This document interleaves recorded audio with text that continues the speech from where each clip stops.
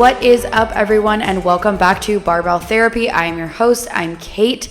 On today's podcast, we have Cami, and we had such a great time chatting today and having a great episode. And I can't wait for you guys to get into it because Cami's story is incredibly relatable. I mean, she has a crazy demanding job. She is a mom. She is a wife. She moved around and there are so many things going on, but she still found time at some point to dedicate to herself and to her fitness. And she's obviously a superwoman because she wakes up at 4 o'clock in the morning to get her workouts in.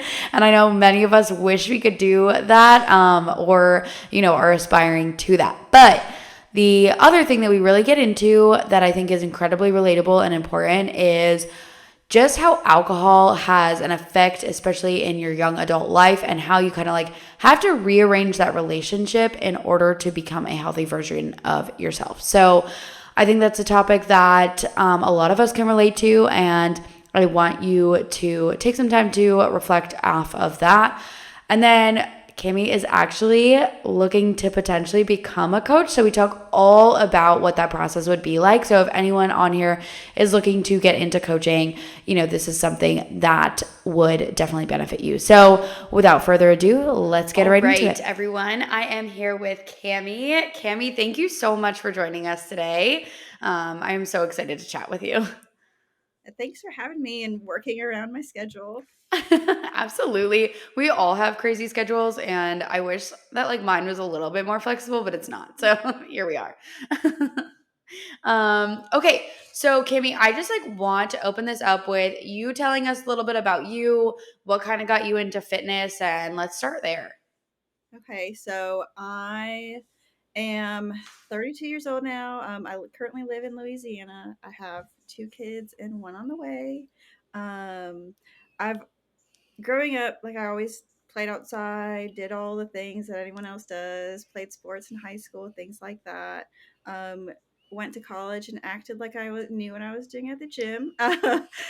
Which was, doing a couple core stretches and then going on the treadmill for 20 minutes and leaving. um, I would say after my second kid was when I really got into fitness. Before that, I would do probably what everyone else did with the MLM fitness routines that, they kind of get you. And then after my second kid, though, I definitely got more into it and better understanding the nutrition side of it and just also wanting to go in the gym and enjoy it. Yeah, that's awesome. So you said you just moved back to Louisiana, and I know you had mentioned to me that you move around because of your husband's job. What does he do? He just works at Cintas. He was Okay.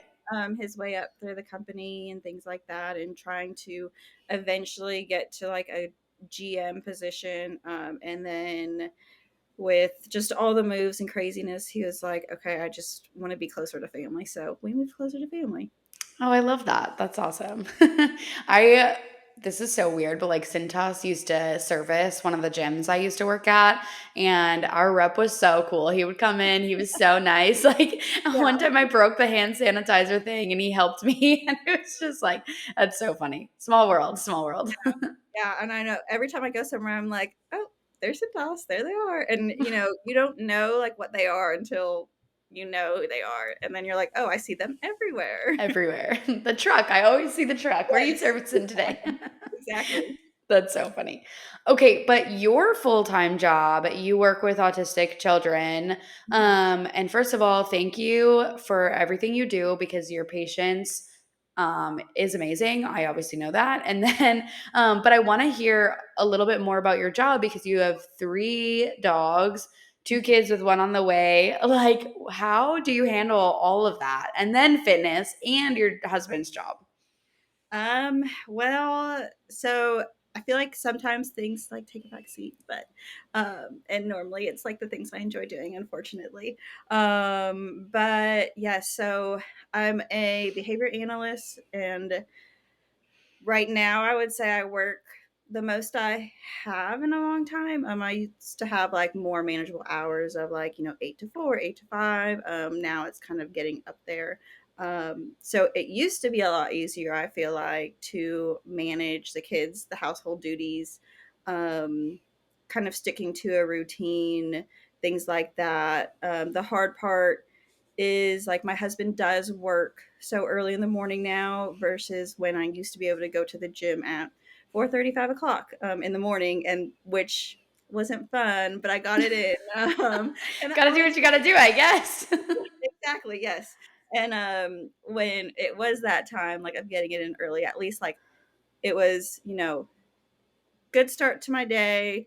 Um, got those endorphins running through me, things like that. So it's definitely harder to go in the afternoon, especially right now. I haven't been sleeping as great. So just trying to manage it all and then hopefully getting back into a routine. We just moved into our rental a couple weeks ago. So hoping to get back into a routine here soon. So, when you were working out in the morning and when you're working out now in the afternoon, what are your workouts looking like? Like for those of us who are also really busy, like, and need, to figure out how to fit in a schedule of working out, knowing how busy you are in your crazy schedule, like, what do those workouts look like for you? So I still work with a coach currently. I'm going to take some time off from doing that coming up just to save some money and things like that. So I do, whenever I would go to the gym, it would normally be 4 days a week. So I would do like 2 upper body days, 2 lower body days, depending on the season of life I was in. She did make it to where, like, just to get me back in that routine, she gave me 3 full body days. Just she knows it like helps take the pressure off of me, because I'll be like, oh no, I can't get 4 days in, like all or nothing mindset, trying to get away from that, for sure. But just trying to, I guess, find what works for me, and depending on the season of life. So that's definitely why like I've enjoyed working with the coach so much, is because she and we've been together for like a year and a half, almost 2 years would be in August. um so she kind of knows like the ebbs and flows of how my life works. So whenever she's like, okay, I feel like she's putting too much pressure on herself, let me bring it down a notch. So yeah, she's definitely helped a lot. That's amazing. Yeah. I mean, working with a coach, like I myself am a coach and I work with coaches because I need somebody else to give me the plan, which Uh-huh. is exactly like what our clients need too. And I'm just like, I need somebody else to like just do it because otherwise, if you don't give me the plan, I'm just gonna go off the wall, I think. Yes. Like I just doesn't work. You're like, So this is too much to think about. I can't it plan it. really is. Yeah, especially like you are working with people, like you said, in behavioral analysis. So you're identifying things for other people constantly. And Mhm. then you have kids and your husband, like you don't want to do it for yourself too. Exactly. I need someone else to tell me what to do. Yeah, exactly. Love that. Um, okay, so I know you'd mentioned you'd lost 20 pounds by doing challenges and tracking macros. Tell us about like the experience. Like, what made you start the challenge? How did you learn macros? Like, tell us all about the nitty gritty in the beginning. Yeah, so I started by doing those Fit by Katie challenges. I think a lot of people know who Katie Hearn is, or at least like her products and things like that. So I thought, if I just didn't have time at that time or like the finances to get like an in-person trainer, just like I enjoy going in, doing what I need to do and go. Like sometimes it's good to work out with other people too.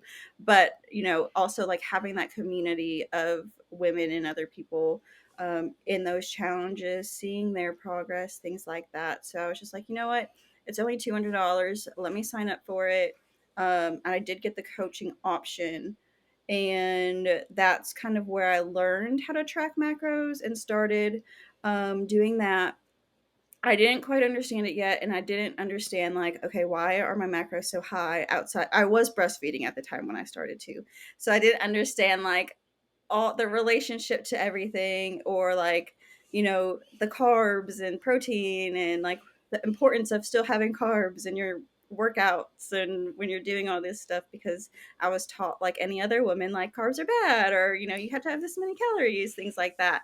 So just trying to get into a routine again and have that support system within the challenges was really helpful. I feel like when it comes to macros, my biggest thing is like either the all or not nothing mindset, or getting so hyper fixated on those numbers that it became a problem. Yeah, I feel like that is one thing that does get people a lot. Like, even one of my clients messaged me and was like, "The meal plan you gave me doesn't follow the macros exactly." And it's like, well, it doesn't really have to. Like, you have to figure out how to find the balance. Like, you're not, very rarely are you going to be able to eat 150 grams of protein, 135 grams of carbs, and 40 grams of fat on the dot, right? Like, making these Right. numbers up, but yeah, Yeah.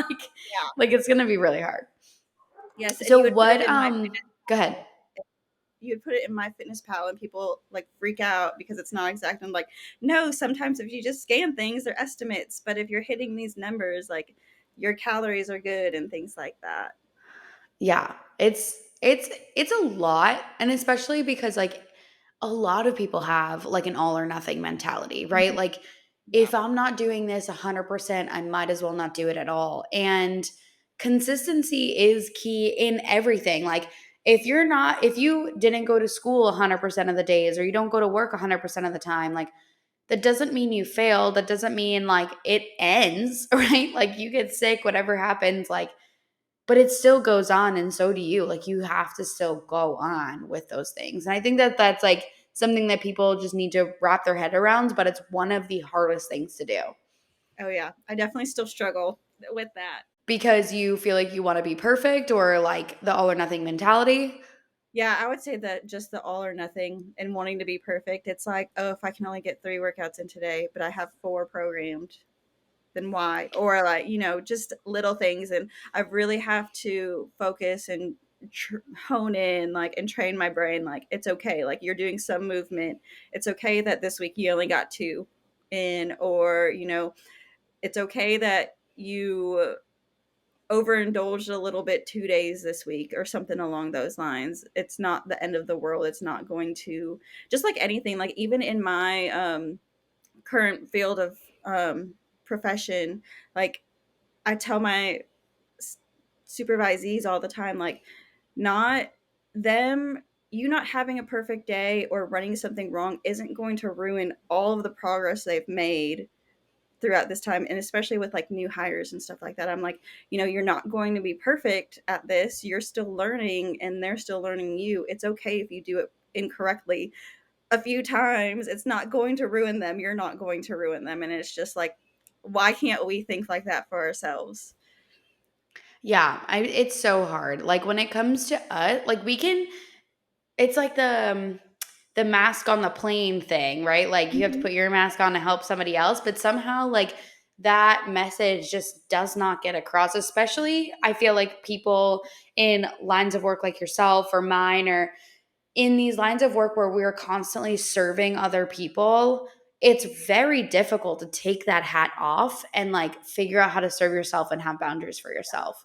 Cuz like, you, especially like, I feel like our generation grew up in this like grind culture of watching our parents work so hard to climb the corporate ladder, and like there was no entrepreneurship or online anything. So we watch this, and now we have to struggle with like this like power of, well, no, I don't need to do those things, but that doesn't mean I'm not going to get the results that I want out of it. Like, yeah, it's it's quite the psychological warfare we have going on here. I know we all just have some trauma. Okay, so speaking of trauma, I know that you had mentioned that at some points you were kind of using alcohol as a coping mechanism, which like is incredibly common and something that I work on with my clients, to break that habit. So talk to us a little bit about getting out of that habit. What did you do? And like, what do you do now to try and like mitigate that from continuing? So I think in the past, like, it would just be like, oh, it was a long day, I need a drink. I need this. And I had to kind of sit back and like there would be times where I would just feel so bad in the mornings.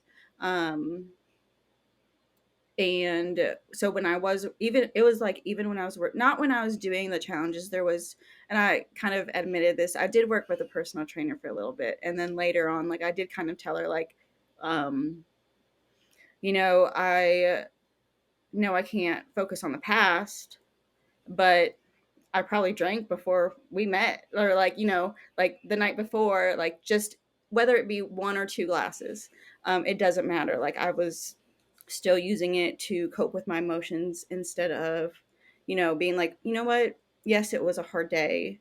But this is what could have happened. This is not what could have happened differently. We can't think like that, but just a matter of like, this is how I can cope with it instead. This is what I can do instead. And if I continued on the path I was, I know it could have been like dangerous.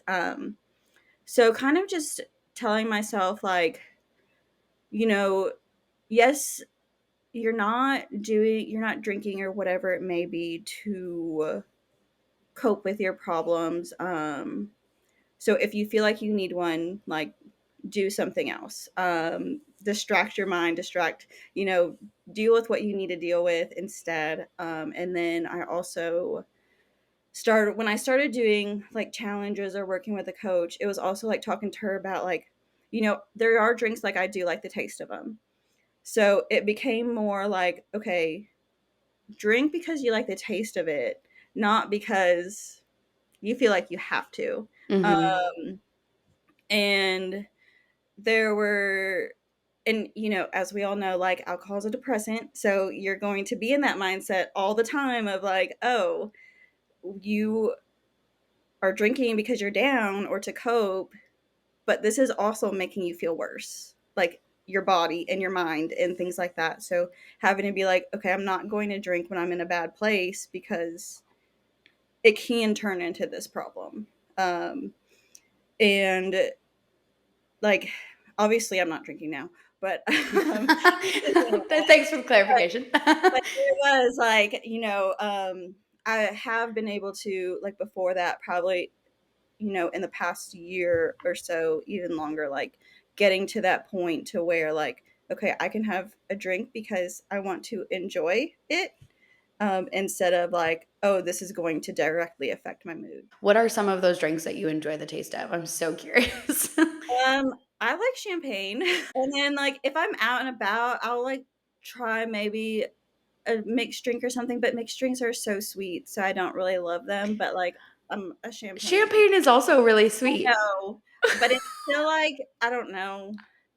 That is so funny. It is really sweet, but if you get the right kind, it's not as bad. But that's just, like, 1 or 2 drinks instead of, where a full bottle or something along those lines. Yeah, yeah, yeah. It doesn't taste like um, sugar like mixed drinks do. Literally. And I remember, like, I literally even think about how I went to, like, drinking makes me feel like crap. And I went to this, like, beach vacation with friends. And I was like, okay, what is the way that I can get drunk but not feel like crap all the time? And so I would mix alcohol with hint water. I'd mix, like, Tito's vodka with hint water. And I was like, oh, well, I'm hydrating and it's not real sugar. So therefore, and like it did work. I'm not gonna lie. Like I definitely was not super hungover and whatever. But like, how sad is that? That I was like, how do I just get drunk? And like at the time, like I was really into fitness. This is the what I'm even thinking about this. Like the most mind-boggling thing is part of the reason I didn't want to be hungover is that I could get up in the morning and go do a workout on the beach. Like that's so crazy. I know, and it's just like, okay, if I have this many drinks, like, I'll be okay during my workout, and it's like, no, you won't be, your muscles do not think the same way your brain does. Yeah. That's not how Just it be works. yeah, like just because you're not hungover dying on the bed does not mean your muscles are recovered. Like, Yeah, hello. exactly. I myself am really big into like hazy, bitter IPAs. And then I like dry, dirty martinis. Okay. Yeah. So very not sweet. Yeah. Yeah. And I'm like, I don't want the fruity mixed drinks, but I can put down a seltzer and that's still just as sweet sometimes. Yeah, There's yeah. we have like a bunch of breweries and stuff, and they recently opened one up that has like seltzers and stuff, and I'm like, oh, I just want to try this drink when I'm not pregnant, like for no reason other than like it just sounds so good. Yeah, I have a couple friends. I don't know if this is taboo and whatever, but people have ordered drinks and then gotten straws and then will like do that thing that bartenders do and put the straw in and just cap it just that they could Yeah, try it. And they like spend $8 for this like drop of alcohol. I'm like, Oy! that's so Huh. cute. Yeah, but alcohol is a weird one. But I love that you like really identified that this was an issue and then you were able to find like different ways to distract yourself because I think it's important at the end of the day, like when you want something, you're gonna have to make yourself uncomfortable to get it. Yeah, And a lot of people are like, but I'm not willing to give it up. Then you're not really willing to work towards this goal, I guess. Like, and that's right. okay. Like, there's nothing wrong with that, not being ready, but you have to admit to yourself one way or the other. Yeah, and when I was working with that, or after, I kind of admitted it to my personal trainer. She's one that's like, she also looks at lifestyle, full body, like, the whole picture, not just, she's one that's amazing and just really focuses on like how you feel, not how you look and things like that. When I said that to her, she was like, it's hard to get out of and be uncomfortable. And it's hard to, distract your mind so much and do these things when you're like, you know what, I'm still going, I'm still doing this, but like hiding it from somebody at the same time, because you don't want that shame. But she basically said the same thing, like it's so hard, you might not have been ready then, but like being able to admit that now shows that you're ready. Yeah, that's very true. And I love that this trainer like wanted to dive deep beyond just like you paying for her hour because I think at least for me like that was the struggle I had when I was personal training in person. People Mhm. would come to me and then they'd be upset that they weren't seeing results and I was like, "Well, you have to eat better and you have Yeah, to do things outside of here that's going to like help you." But if right. you just by like creating the same lifestyle and adding in training twice a week doesn't mean you're going to drop 10 pounds. No, Like, exactly. People don't realize how much what goes into their body as well, like affects what yeah, happens. absolutely. So, speaking of training, I know that you are interested in potentially going the training route. So, tell us like about why you want to do that and what like your mental hurdles are and everything like that. Yeah, so I just feel like I've worked with so many great people, whether that be like the coach I've been working with or that personal trainer specifically, or like following people who also have that kind of same mindset. And then also just not only I like to help people, obviously, it's what I do in my current job, but like just that approach to teaching women and helping them understand that it's not just a number. It's not just about, you know, doing cardio all the time, or we always hear, I always hear it all the time from like people I interact with day to day, like I'm down to 1,200 calories, and I'm like, why? What is what is that doing for you? What is eating like a toddler doing for you? um I just want people to understand like that side of it, and not put so much pressure on the way they look or their size or that number on the scale, and helping them see like this can make you feel better, like not just look better but feel better. And if you feel better, you're going to see yourself in a different way and have that confidence too. Yeah, absolutely. I love that. I mean, I think that at the root of it, anyone that wants to become a personal trainer or an online trainer, anything, at the root of it, you need to want to help people. Hmm. And if you're just doing it for the money or whatever, like at the end of the day, like you're not going to be successful because you're driving factor is getting paid and not actually helping people, and therefore that's just going to drive you into the ground later on. So Mhm. um I think that the fact that that's your root core, like that means that you are a perfect person to take on that journey. Do you know like what type of certification you're looking to get, or from what? Yeah, I was looking at NASM, their um, personal trainer and the nutrition coach as well. And then just to like piggyback off what you said about like wanting to help people, when I even like started thinking about this, I mean, I thought about it for a while when I was like, you know what, when I get a chance, I'm going to start doing this. Um, and I texted my friend right away and I was like, hey, not that you need to lose anything because I think you're perfect just the way you are, but I know you enjoy working out and doing all these things. So whenever I do this, like, will you be my client and just like free and everything like that? And just so I can get your testimonial or whatever it may be and things like that. Like, it's not about just that. And she's like, absolutely. And she, like is very has been very encouraging and things like that, and anyone I've told has been so. I love that. Yeah. I mean, when it comes to finding the right like certification for you, I would say that the biggest thing that I learned is that each certification teaches programming and like how to program exercises differently. And so I would just investigate a little bit on like what they all have, because to me, Okay. I feel like if you learn from NASM, for example, and their structure of programming like doesn't really resonate with you, then that certification is going to be like, yeah, you have it, but did you learn what you needed to learn? You know what I mean? That makes sense. So there's so many out there. And I'm not saying NASM is a bad one. It's a great Right. certification, but I would just, for like anyone listening and for you too, when you're looking at a certification, just make sure you resonate with the teachings that they have, because otherwise like it's going to be really difficult to navigate through.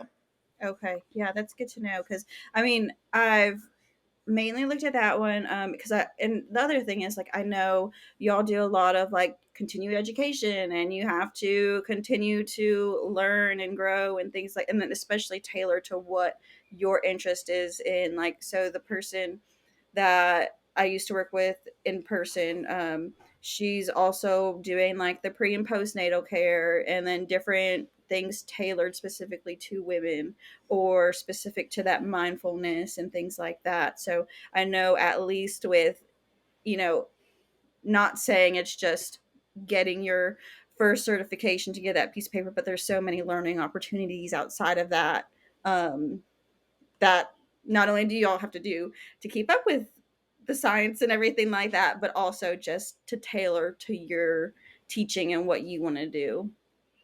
Yeah, it's definitely true. There is definitely a lot of continuing education that you have to keep up. Some of the certifications, they like you can buy a lifetime certification, so you never have to do continuing education. I don't love that because Yeah. obviously I think you should always do it, but obviously there's some that are more intense than others. Like mine, I did get I okay, I purchased NASM for $1,000 and then never actually did it. And I say this because like I could not connect with their like programming. And I think that was like the biggest reason, and again, and a big teaching lesson for me. And then I did this local one that was in Maryland. They're like a national brand, but like they're centered in Maryland. And Mhm. it was through my internship, and he helped me get it. And that just like connected. Like I was like, oh, like it just made so much sense. So the certification was so much easier. And then I'm also a Division 1 strength and conditioning coach. So like I had to get the National Collegiate Strength Conditioning certification, which like to its core makes sense. Like at its core, like I do resonate, but then there's like just all this other stuff that like in a clinical setting makes sense, but like in actual collegiate athletics, like doesn't really make sense. So there's a little bit of back and forth, but you have to have the certification to get the job. So it is what it One of is. those things you have to do. Yeah. And like for this certification, the continuing education you have to do is so expensive. Like thank goodness I have this career because they're paying, but like we're Right. Yeah. going to a conference and it's like $800, not including food, like for flights and hotel and the fees and everything. And I'm like, didn't I pay y'all a lot of money just to get the certification? Right. Yeah. Now you have to keep up with it. Well, at least they'll pay for it.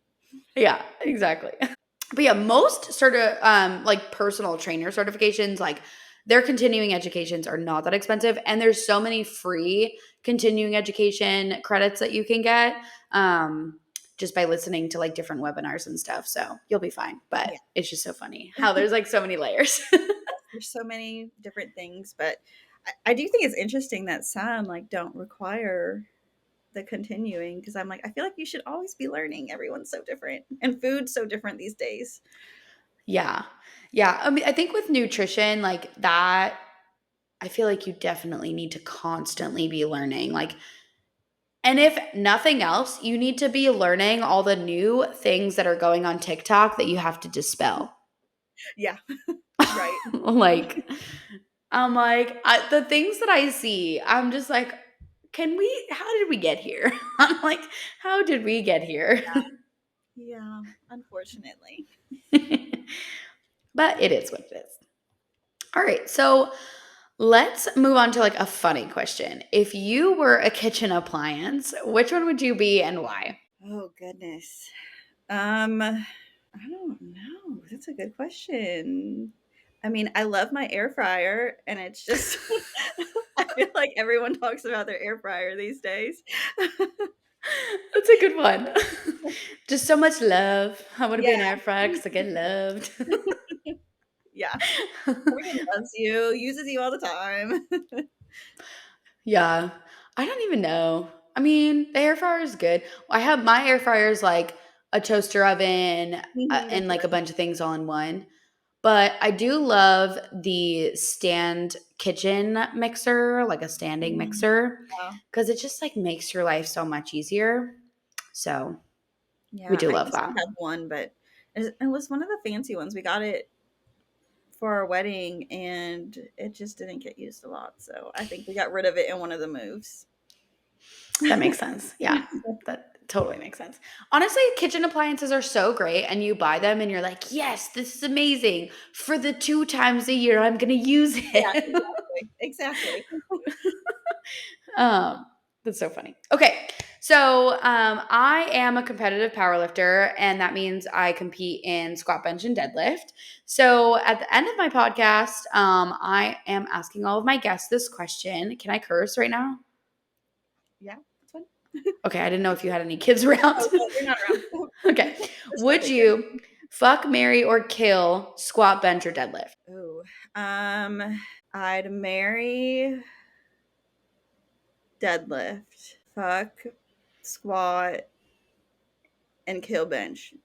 Oh, man. I love to bench. That's so funny. All right. So, is there anything else that you wanted to tell us or anything you wish I asked you that we didn't cover today? Oh goodness. I don't know. For when it comes to myself, not so much. I guess like what is, and I know like you're supposed to be asking me questions, but All good.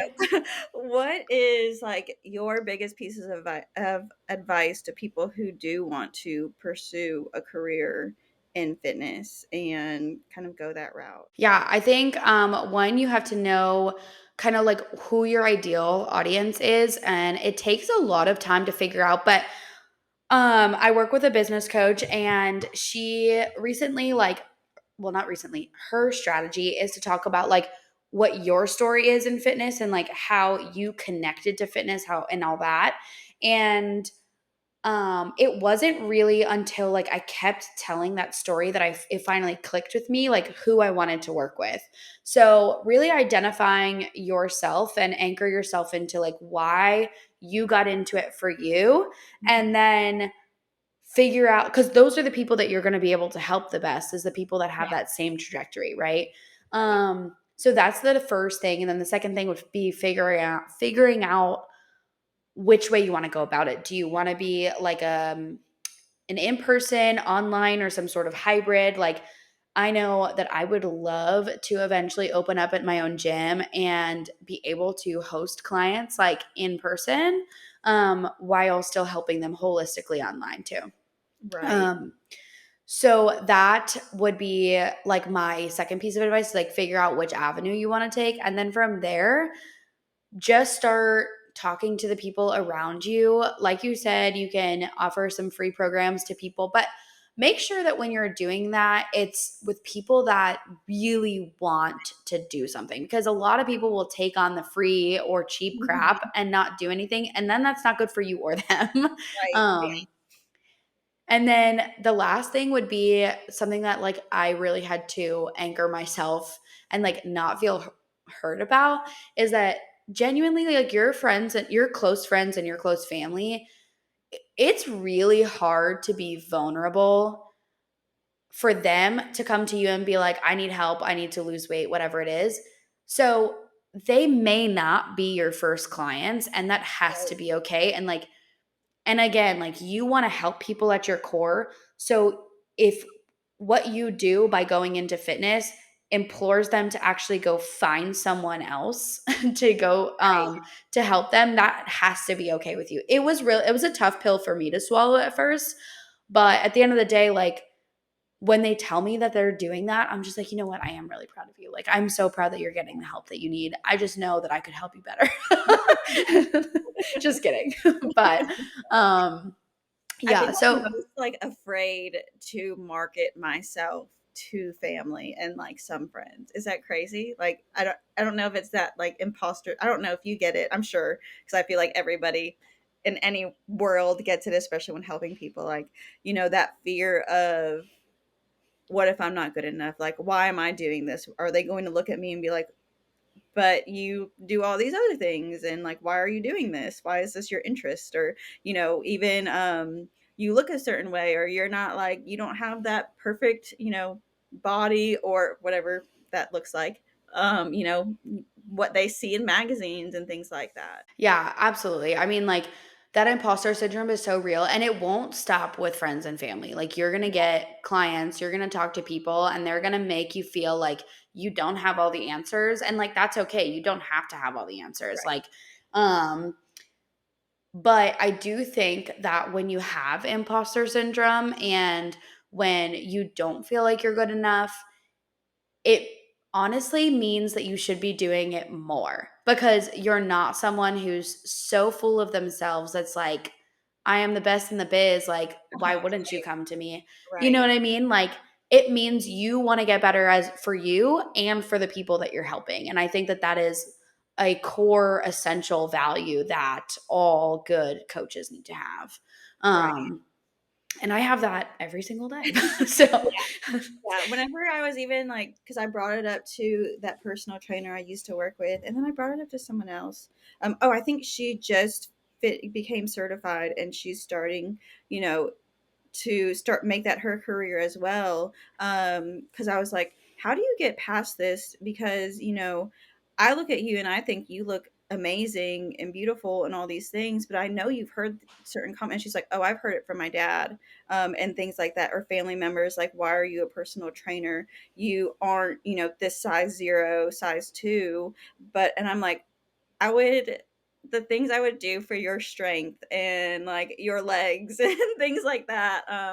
And even when I was talking to the personal, my past one, I was like, I know I don't look a certain way and things like that. So how can I market myself to? And she's like, you don't need to. And she was just like, you, not, and both of them have said like, you're more approachable because you don't look intimidating, or you're a mom, like, people want to learn from people who have been through it. yeah, people want to work with people just like them. Like, and I Yes. will Yeah. tell you that telling my story on like my Instagram, for example, and just like talking very real about like where it all started for me has been the biggest piece that's like resonated with people and who are now actually coming to me looking for help, versus just like trying to be this like authority online, which like I am, but also when you act like that, people don't want to Yeah. come to you. Like they don't feel like the warm and fuzzy. So yeah.